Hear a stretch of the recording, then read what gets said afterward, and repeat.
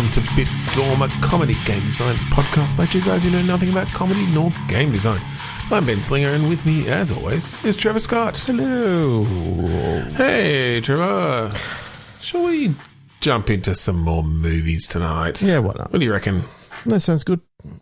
Yeah. You don't have anything to pitch. I don't have anything to pitch. We'll go back into some movies. Yeah, that was fun last week of doing a bit of a pitch and a bit of a deep dive. But yeah, I think let's go deep into some movies. So we're gonna each get around a movie. We're gonna say the title and maybe the description, and use that as a jumping off point to riff on some video game ideas. So let's jump in. Yeah, 3-1 movie. Ooh, Get Out. The Iron Giant. Okay. Now, I don't feel super comfortable using much of the plot of Get Out with the very, racialized horror stuff. I don't know, the idea of a giant black man turning up. Giant robotic. But maybe we can use the title. I do like the idea of, someone gets their mind taken out and put into an iron giant or into a robotic body. Okay. That's interesting. Like against their will, or like against their will. Yeah. Sort of waking up. It's almost a RoboCop situation.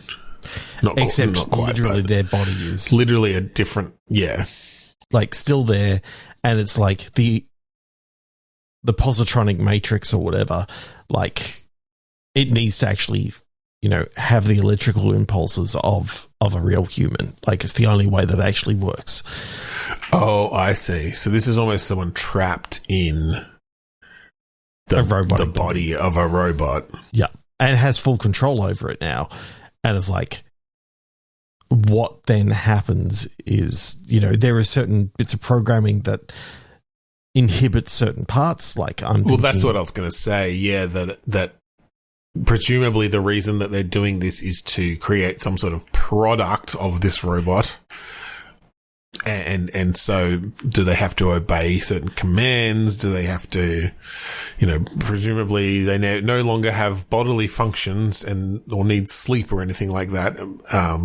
Yeah. But, I wouldn't want to be conscious in the brain of a robot that's had to do 12 hours of menial tasks or something, So I like the idea of like you are playing just a regular person who is put in charge of like monitoring this robotic being. Because you've got that chance for like the unknown of, they haven't said, who volunteered for this. They haven't said a lot of these sort of things, and it could end up being the person that volunteered, with giant air quotes around volunteer, is like a prisoner or something like that. And it's like, well, or you could do the twist that like you find out that in the robot is actually a copy of your own mind. Like it's not a transfer, it's a copy. And yeah. But that there's a version of you in there suffering, essentially, in silence. I do like the idea of silence, that they don't have a voice module, but they can communicate via, message sort of thing, where it's just text message. So you can't really hear the emotion in their voice. Oh, yeah, definitely. You don't get the context. So things that they say, if you were a really good writer, you could write it both ways, that it's like, this is actually a very sad individual who never gets a break, is in constant, like, activity and is mental agony, basically. Is basically gradually going insane. Yeah.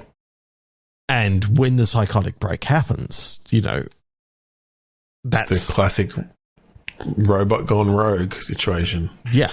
But that's in why. this case, it's because of, you know, what they learn from this. I love the idea of at the end, if you know whether you die or whether the robot gets killed, they come up with the same idea. Maybe we should let the robot sleep. It's like, next time, let's allow the robot to shut down. It appears that may have something to do with the psychosis. That's pretty funny. Knowing that it's going to happen again.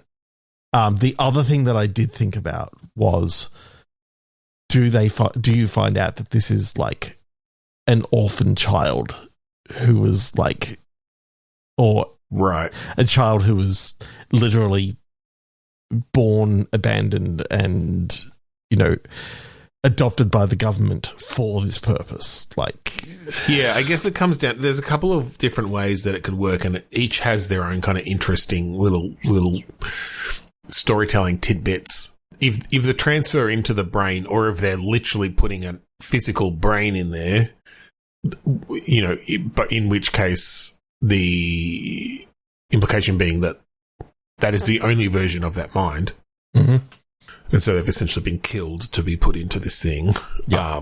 Then that creates a very different thing than them essentially being like a software copy kind of thing, but still having the consciousness of whichever human being they've been copied from. Sort of different ethical ethical quandaries there. You know, the copy makes me feel, it feels a bit more Asimov-ish robot story sort of thing, where it is a bit more about, what are the ethics of this? Like, how far can we go with a robotic thing? Whereas obviously the other is a bit more, I don't have another author to compare it to, but a bit more sort of gritty, you're murdering children, not just the ethical, you know, it's clearly an ethical line that's been crossed. Yes. And it's more about just discovering it and perhaps stopping it. It reminds me a lot, obviously, of what's the Quantic Dream one with the robots? What is that called? I've completely blanked on it. Something Detroit, was it? Detroit Beyond Human, yeah. Yeah. Because that had some interesting elements of you're playing these robots and visualizing the limitations on your abilities. And then sometimes trying to, or succeeding in pushing past those sort of programming limits and stuff. So you could have some interesting things with that sort of visualization and giving the player some agency around, do you push against this in some way? Well, depending on who you're playing. Yeah. I think it could be interesting from both ways. Okay, I want to do something. Okay. Let's do a scene.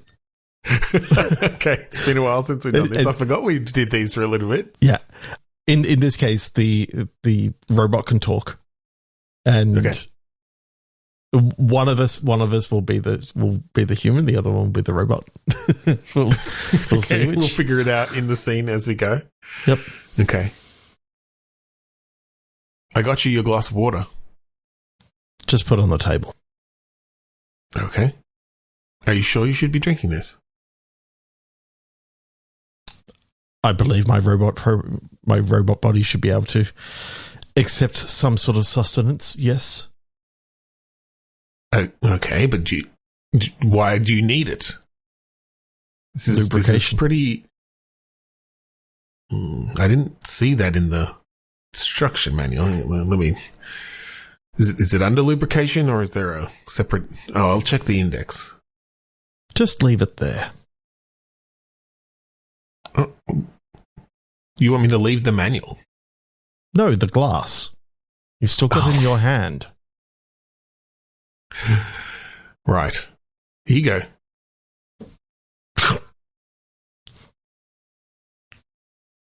Error. That was a bad idea. Oh God, I knew it. There's no lubrication section in this manual. This thing's faulty. Oh God. That's giving me indigestion. At least what I think is indigestion. I don't know if I've got a stomach. Ugh. Can you just have a look down in my throat? Oh my god, he's unhinged his entire head. Okay. Stand inside. It is gillier inside than I realized. Okay, yeah, I mean, it's very wet because you just poured water down here. There's a human heart in here at least, so you're partly biological. I don't think that was in the manual either. Good to know. Wait, you didn't just swallow a human heart, did you? No. Okay, yeah, no, it does seem to be hooked up to things in there. All right, I'll bypass. I'll go past that. Yeah, okay, yeah. There is a stomach in here. Do you need me to do anything with it? Can you hook up the plumbing? Oh, you're right. There's something loose here. Yeah, I'll just tighten this up. Okay. That should... Oh, now it's leaking out onto the floor. Sorry, I peed. Does this... let me look up penis in this manual here. Are you supposed to have a mechanism here for actually... It's not a penis. This out of here? It's a cloaca. It's where I both pee, poop, and you're right. reproduce. It's right here under C. Wait, reproduce? Ignore. Oh, I did notice here there's eggs in this manual. What the... That was not in the brochure. They can be set to hard-boiled, soft-boiled, sunny side up, or omelette. Okay. Okay, that does make more sense. I thought, but they still come out your cloaca. Yes. Okay. I mean, does say multifunction, so, well, that's good. Could I go to sunny side up? Just one moment.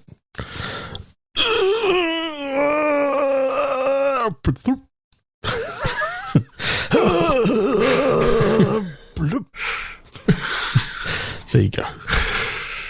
That was unsettling, but these look good. No, it's seen.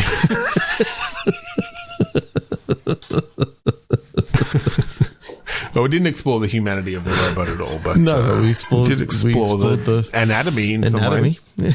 Yeah, you never know where these scenes are going to go. I might have been listening to the Auntie Donna podcast, and they do lots of weird fucking scenes, and maybe that's the mood. Lots of weird fucking scenes. Oh yeah. Yeah. We didn't get there with the robot, but no, nearly. I mean, reproduction, like. Yeah, I wasn't going to go with how that get too much into detail on that. All right, 3, 2, 1 movie. Oh, I remember watching this. The Station Agent. Oh, okay. I haven't seen that one. I also haven't seen this movie called The Silencers. Okay. So this is when his only friend dies, a man born with dwarfism moves to rural New Jersey to live a life of solitude, only to meet a chatty hot dog vendor and a woman dealing with her own personal loss. And see if you can guess who the star is who has dwarfism. Peter Dinklage. Exactly. Yeah. The first that you go to. Well, it was... unfortunately, you know. Because it was American, I went to Peter Dinklage. If it was British, then potentially I would have gone Warwick Davis. Mm-hmm. But... Don't know that anyone other than Peter Dinklage gets, like, leading man roles, though. Which is a shame. Yeah, it really is. Okay, The Silencers is a 1966 film. Matt Helm is called out of retirement to stop the evil Big O organization who plan to explode an atomic bomb over Alamogordo, New Mexico, and start World War III. Right. So I do like the idea of Peter Dinklage moving to New Mexico to live a life of solitude, and then gets pulled out, like, and then having to like do this, you know, like being pulled out figure of out this solitude. conspiracy of whatever. And yeah, it turns out that, like,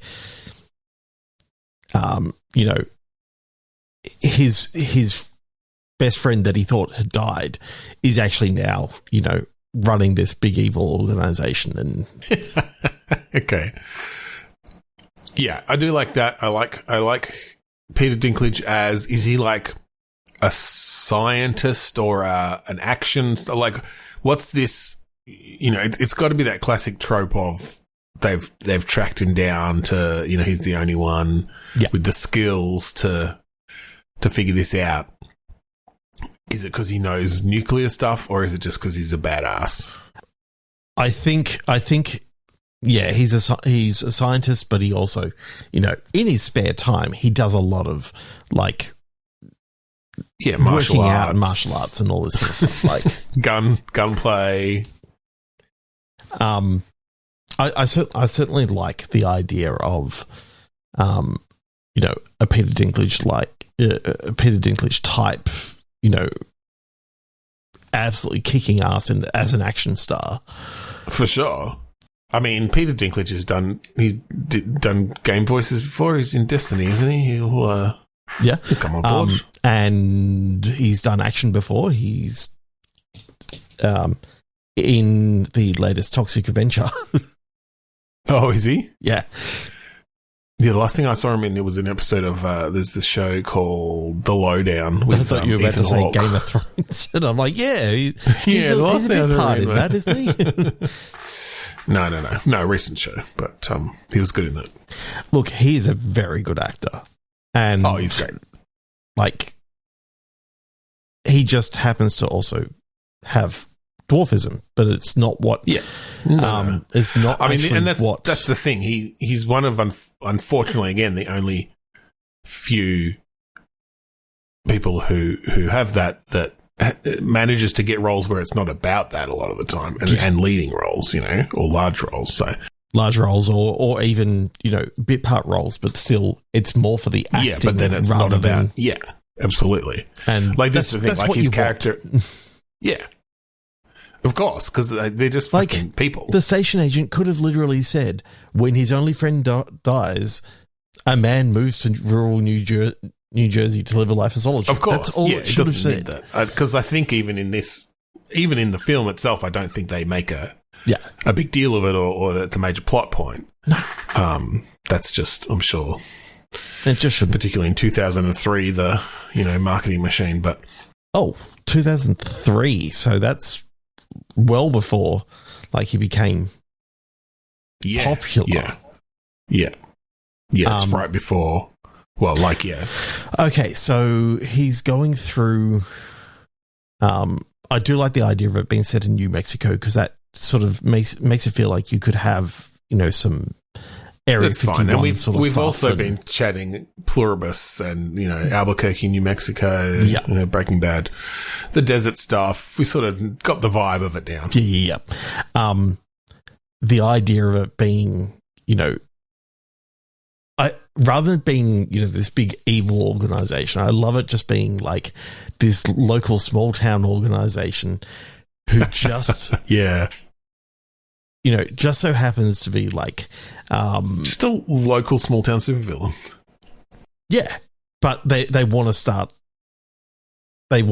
like this World War III, because basically the what they make in their town is munitions, weapons, and they're like, what better way than a few towns over, launch a nuclear weapon at them, and away you go. We reap the benefits. We're reaping the benefits because we're the closest, you know, weapon suppliers to there. Okay, could you go a little bit? Because I do like that idea, and I'm amused by the idea of a sort of almost like this misguided entrepreneurial spirit of this person who's, you know, I mean, at the end of the day, a psychopath to do something like that, but to say, yeah, like, I'm just trying to get ahead in my business. Here's what I'm going to do. Do you go a bit wacky with it, and instead of it being a nuclear bomb, they like basically fake an alien invasion or something? Yes.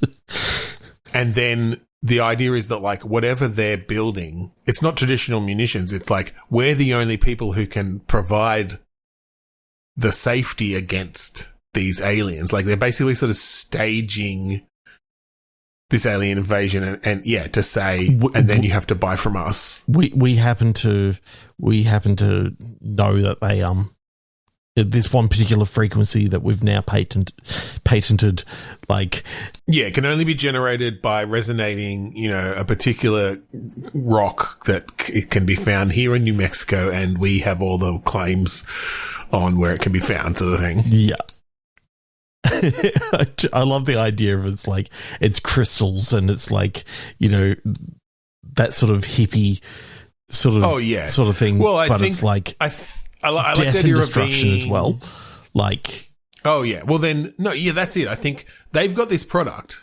Well, like, they basically they bought up all this cheap mining rights because they were expecting to find something valuable, some sort of mineral or something, and all they found was this useless, like, quartz crystal, whatever it is. I don't know enough geology, and so they're like, we gotta do something to make our money back on this, to make this successful. And then, they come up with this insane idea that literally does involve killing a bunch of people, like, they do it with like acid or like, they something that is out of the ordinary. And then they can spin it into this, no, it's an alien invasion. They like have dummied up bodies of the aliens, but they're half melted, so they can't be verified. But it's this scare campaign, basically. Yeah.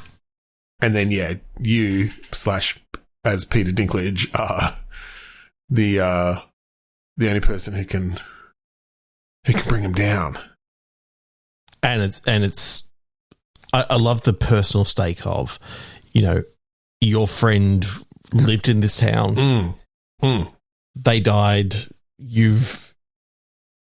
Did they die in this attack? They died in the attack, supposedly, but it turns out that they're actually one of the masterminds behind it. And this was just another way for them to obfuscate their involvement in it, is they fake their own death in the very attack that... Yeah. I like that a lot. Oh, that's so cool. So what sort of game is it then? So, you show up in this town, being brought here by your friend's death. People are frightened, freaking out. How far is this spread, I guess, as well? Like, is this countrywide? There's obviously, like, reports and stuff happening, but, has their plan worked? Are they successfully selling? I do like the idea of, like, these agents sort of spread out over not only New Mexico, but, like, the surrounding areas as well. And they all do a simultaneous, like, attack all at the same time, basically showing, the only town around here that wasn't hit was this one town. This crystal that we have must be the one that's actually stopped it. And, right, But really, what they've done is they've killed thousands of people. Oh, yeah. No, it's this massive, essentially, like, false flag attack, but not for political means, just for capitalist means, which, I mean, is pretty on brand. Pretty on brand for America. Capitalism. Yeah. Yeah. 3, 2, 1, click. Sure. Yeah, we didn't really figure out what sort of game it was, but that's fine. It's an action thriller. Yeah. With some adventure stuff thrown in for good measure. Like a bit of a... It's like Bully or something like that. Bully? That's not where I expected you to go. I was thinking more of a, like, Uncharted-ish sort of vibe or something. Nah, it's just... We literally took Bully, reskinned it.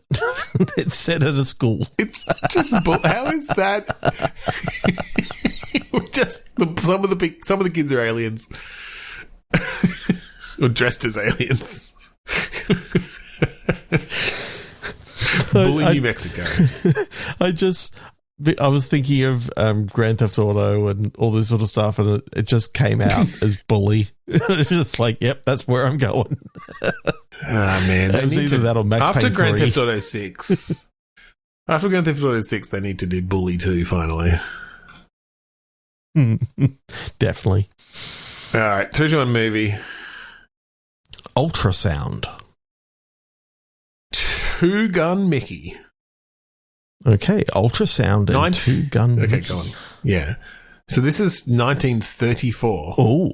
And it's Walt Disney's Mickey Mouse. This is Mickey Mouse as a cowboy here. Okay. So one of the early Mickey Mouse cartoons. Minnie rides into town and takes a large sack of money out of the bank. Pegleg Pete gathers his gang to take it from her and they chase her out of town. Lonesome cowboy Mickey, who met Minnie earlier and was told she could take care of herself, sees this chase unfolding from his high perch and rides down to save the day. A little bit of passive aggressiveness towards Minnie there. I was told you could take care of yourself. Ultrasound is a 2022 release. After his car breaks down, Glenn spends one hell of a night with a married couple, setting into motion a chain of events that alter their lives, plus those of several random strangers. Okay. So I have Mickey no Mouse idea. is there for some reason. Well, I love the idea that, these are very different movies. very. So I mean, he is called Two Gun Mickey, so I could see him in a threesome. That could be the name for, his penis. Maybe we don't involve Mickey Mouse's penis. We'll get sued. It's not quite this one's not quite in the public domain yet, I don't think. So Ultrasound is actually a science fiction film. Oh, okay. So it appears that there's some weird sanity sort of shit going on because there's all psychiatric research facilities and all this sort of stuff. So there's... Oh, interesting. Well, I just checked. This was only 6 years after Steamboat Willie, and I know Steamboat Willie just went to the public domain, so we can just say whatever we want as long as we don't release this for probably another 5 years. Which is fine because we've never released anything that we've talked about. No, I'm in the episode, but... I don't think... Based on how late we sometimes do it. Yeah, that's true. I think what we do then with the psychiatric stuff is that this is someone who's imagining who thinks they're in a cartoon or something, maybe. Oh, like there's some sort of... So it's kind of like that, oh, shit. What was the movie called? Set in the psychiatric thing, and then it went into, like, war scenes. It was all the women. I have no idea. Shit. What was it called? Psychiatric hospital and then war scenes with all the women. Yeah. I've seen it quite a few times as well. Fuck. I'll get there. A League of Their Own. No, it was by Zack Snyder. Yeah. Sucker Punch. Yeah, Sucker Punch. Yeah. Yeah, okay. Right. I do remember that. It was okay. It was had some cool visuals but was mostly forgettable, which is pretty much Zack Snyder as a in a nutshell. I enjoyed it. But again, you're right. It's like they're trying to escape the mental institution. But it goes very like big and crazy and yeah. Which is not bad, like for a premise, but it's like, and the soundtrack was very it depends how you want to go. Because the other thing, what I was thinking and what I thought you might have been about to say before you said movie, was Toonstruck with yep, with Christopher Lloyd, yeah.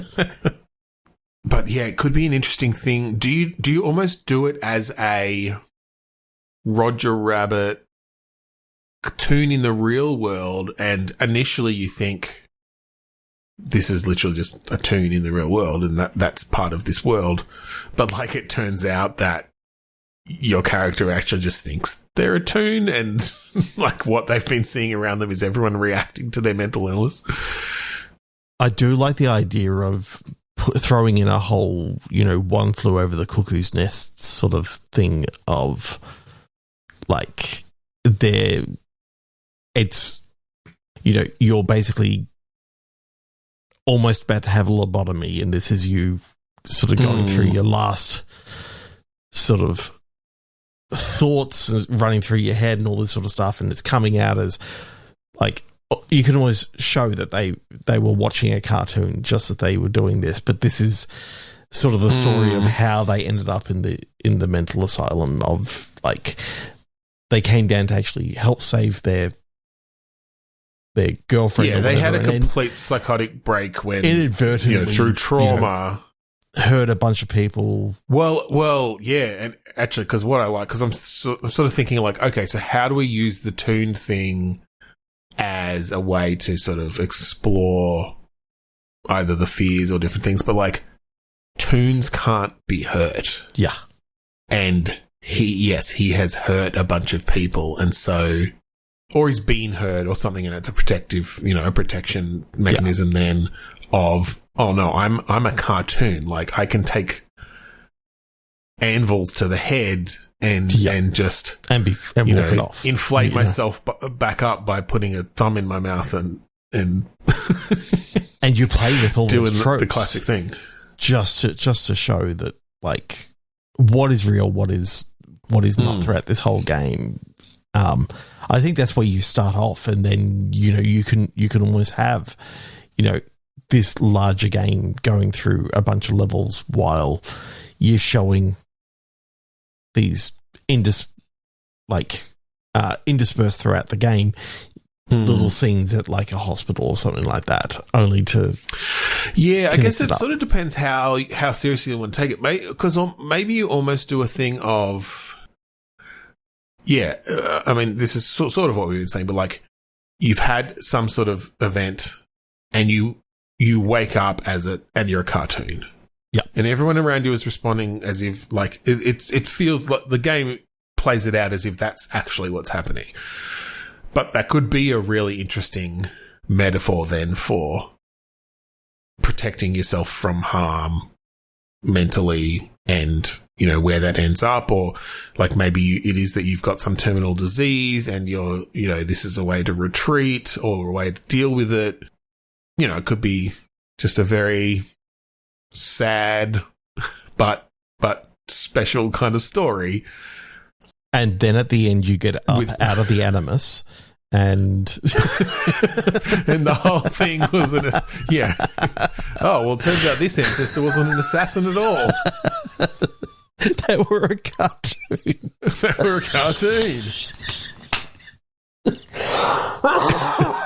The animationists. My God. That's so fucking crazy. It's like, oh, yeah. We accidentally got from Walt Disney again, didn't we? He saw his whole life as cartoons. Oh, man. All right, I think that's the end of our episode. That was a good button. If I'm reading this correctly, yeah. Yep. Cool. Well, if you'd like to find our previous episodes online, go to bitstormcast.com. And if you want to wishlist our game that's coming out, the Grant Grover Anthology, go to bitstorm.games or search Grant Grover Anthology on Steam. Demo coming out in, hopefully, a month or so. Yeah, by January. Mid-January. If you like the song that we play at the start and end of each episode, that song is called Mount Defiance off the album Contamophobia by the band Kuradust. At one stage, we might even play like one of the songs that we've got from the Grant Grover Anthology, just to sort of give you a feel. We might put it underneath here, just to that could be fun. Give you a bit of that noir feel. But anyway, check it out at kuradust.bandcamp.com, where you can get it for free. Yeah.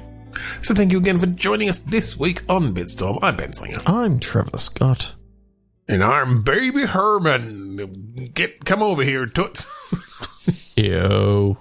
Worst character.